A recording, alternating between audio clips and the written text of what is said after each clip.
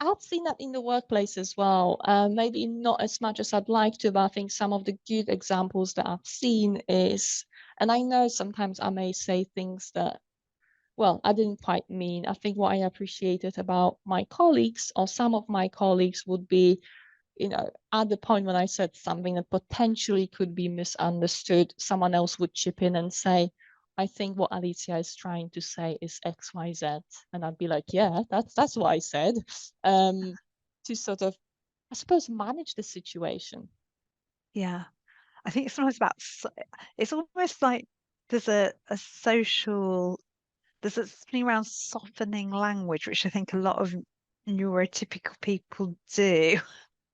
There's a softening, and then rather than just an answer to a question being no, because you've been asked to do something, it's not going to work out for you. No, that's the answer. But it's almost like there's this flowery softening or padding, and that's to try and keep everyone feeling safe. Mm, yeah, that's a really good point. I mean, maybe that partly explains why I really don't like emails. It's a lot of hard work because for me, Yeah, writing an email is, hi, this is what I need. Thank you. This is the deadline. That's it. This is what I need. Give it to me. That will be what I want to say, but I know I can't. I need to think, oh, I should add something nice, like, how was your weekend? And to be fair, there might be people where I'm genuinely really interested in knowing what they did at the weekend, which is fine, but I know that I should probably ask everyone that I know fairly well. Um, and as you say, the whole softening, would it be yeah, possible? Would it be okay with you? yeah, Yeah, it's a lot of hard work. And in a way, I'd say I have the privilege of being able to do that.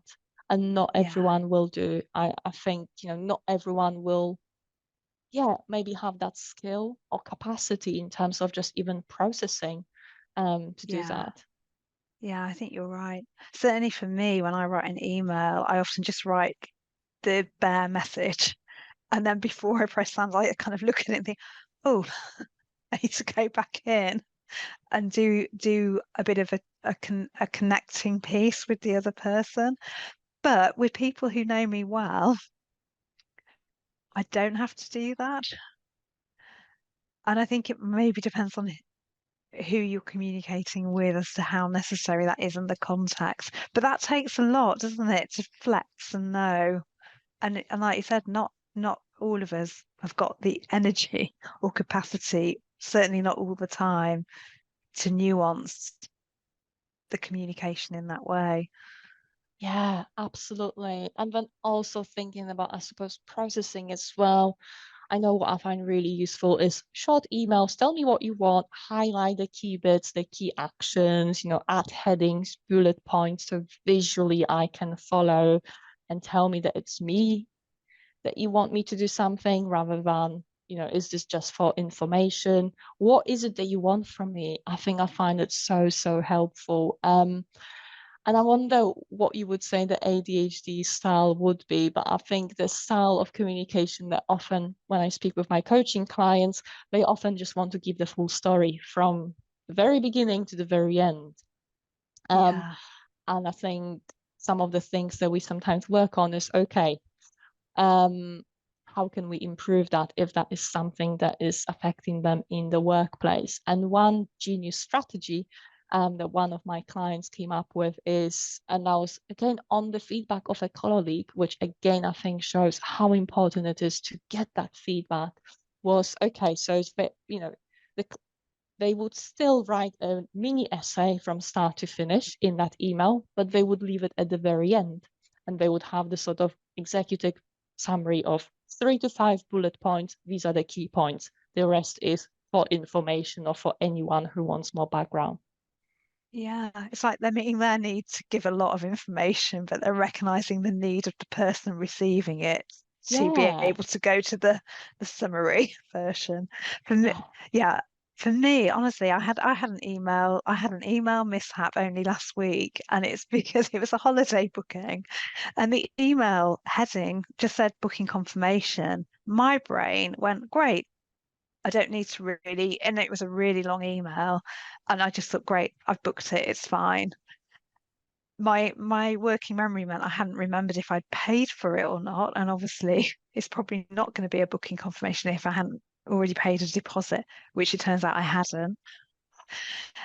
And I nearly missed the deadline. Well, I did miss the deadline, but thankfully it was still available and I was able to book. But actually, that was a very long email. And in the body of it, it was saying, in order to secure your booking, use this link to make the payment. And that was way down. And I just didn't get that far. So for someone with ADHD like myself, if an email requires an action, I honestly, it's such a gift to just say action required in the subject header, just to really wave a flag saying you actually need to do something with me. But that doesn't mean you can mark every single email as urgent, because that doesn't work either. Yeah, I mean, I would, I think that's such a good point. And I would add even more to it. I'll just say what is needed by when and why in the email Yeah. subject. Please pay your deposit for your holiday by X, or we will Yes. cancel your booking. Yes. That would have been such a gift to me.